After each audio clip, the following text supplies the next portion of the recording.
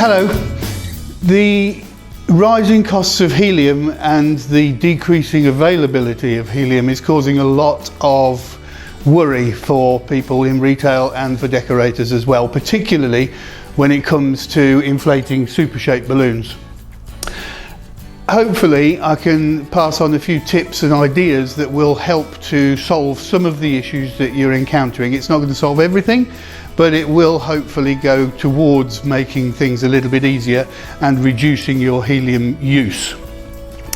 Let's start with helium-filled balloons on ribbons, because there is still quite a demand for these, and these are the ones that take the most helium. These big super shapes really do eat into your helium stocks and increase your costs dramatically.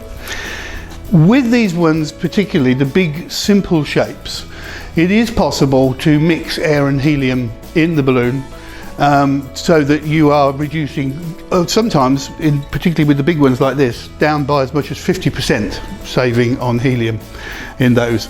It's just a couple of things that you need to be aware of before you start. You want to start by inflating with helium and top up with air, not the other way around, because otherwise you may put too much air into the balloon and obviously then not have enough room for the helium to give the lift. It also only works on the big simple shapes. The more complicated balloons that have compartments within them, or the smaller super shapes, don't have sufficient volume for you to be able to mix, so we'll come on to that later.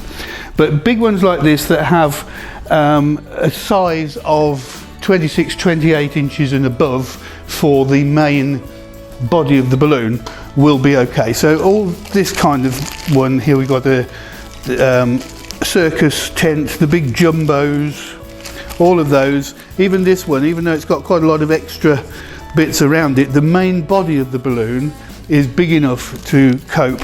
So all of these ones will work with this method. Do bear in mind, of course, that if you are mixing it with helium and air together, you're reducing the lift. So that is going to limit what you can then add to the balloon afterwards. So if you're thinking of putting a cluster of 5-inch balloons underneath, or a tassel tail or something along those lines, it may not work. This is really a solution for simple balloons on ribbons like that, rather than decor items. So take your balloon out of the packet, find the inflation point, which sometimes is quite challenging. Here we go, got it. And we're going to start by putting the helium in. And all you do is to fill the balloon as normal until it lifts and starts to fly well. So as soon as it starts to get off the table, we know there's enough helium in there to lift it, but we need a little bit more so that it flies well enough. That's probably enough there. Yeah, that'll do. And at that point you can then switch to air and fill the rest of the balloon with air. More helium if you want more lift, but if you're just doing a simple balloon on a ribbon, this will do.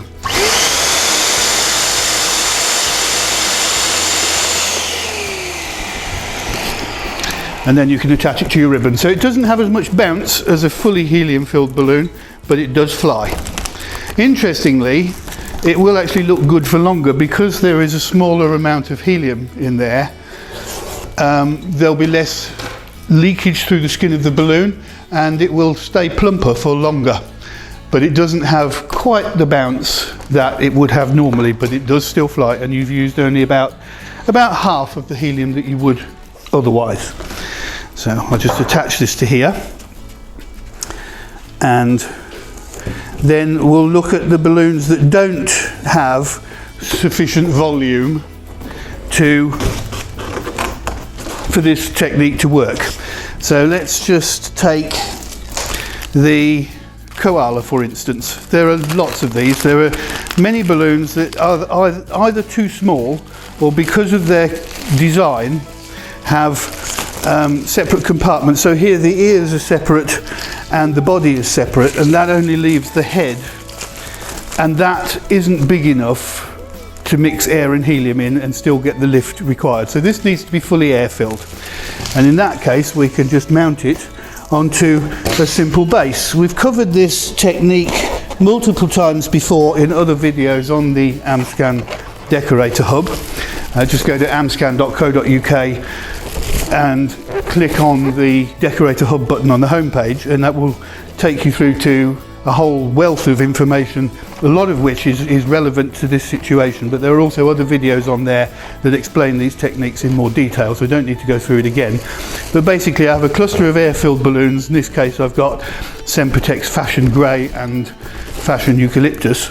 These are inflated to 8 inches, another cluster to 5 inches, and I'm just going to sit them on the top like that. Now let's fill the balloon first, because it will show another problem, potential problem for other shapes.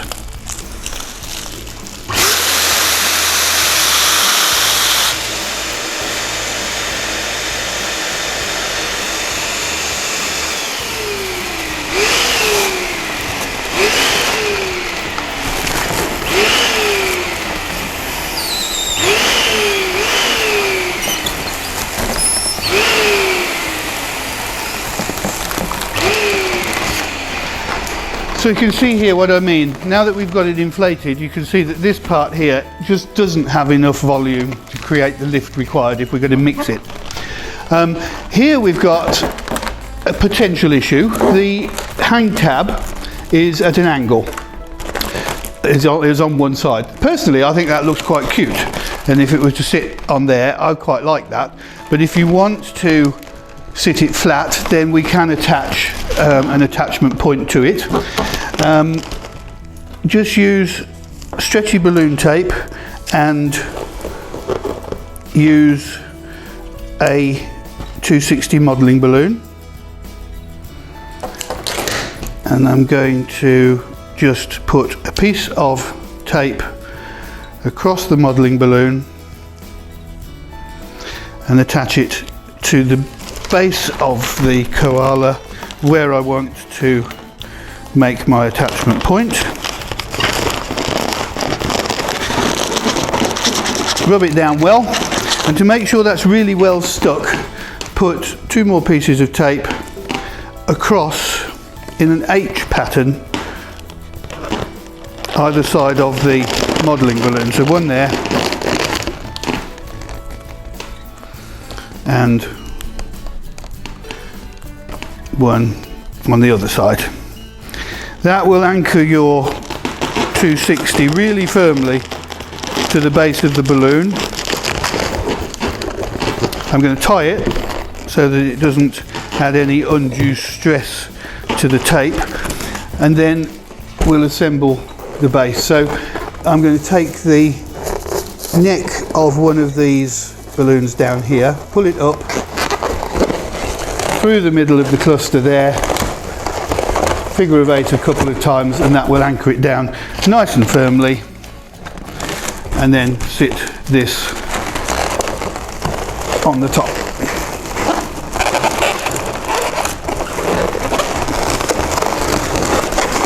And that gives us a really firm footing, nice and strong, and the balloon stands really strongly. So shapes like this can be air-filled and mounted onto a little base made of latex balloons. In fact, it adds value to the whole thing. We're not using any helium, we are using some latex, but we've increased the look of the thing and the value of it quite dramatically, and you can dress it up as much as you like beyond there. This is the area I'm talking about where there could be a potential problem. Some of the balloons have quite narrow areas between the different sections. In this case it's fine, but others can be a little bit of a problem. But before we move on to how to solve that one, there's just a couple of other examples here. Big numbers, although they're large, and I was talking about big balloons here, they're big, but they don't have much volume, so they will all need to be air-filled and mounted on a base of some kind. And of course you don't need to just use 2 layers.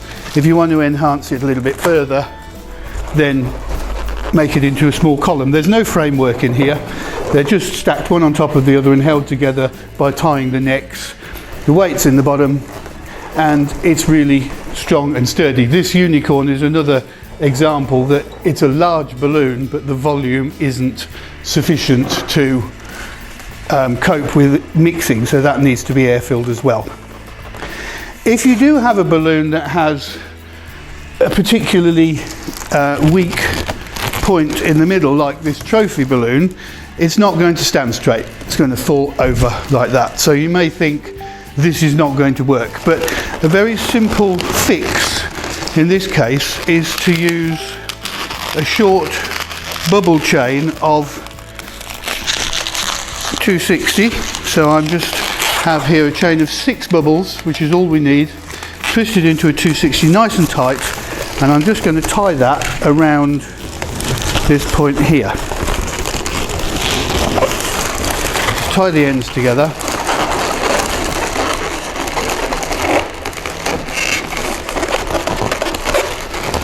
And that will give enough support to that thin part of the balloon so that it now stands perfectly straight. So don't worry, you can get over a lot of the problems with simple additions like that to give it the strength that you need.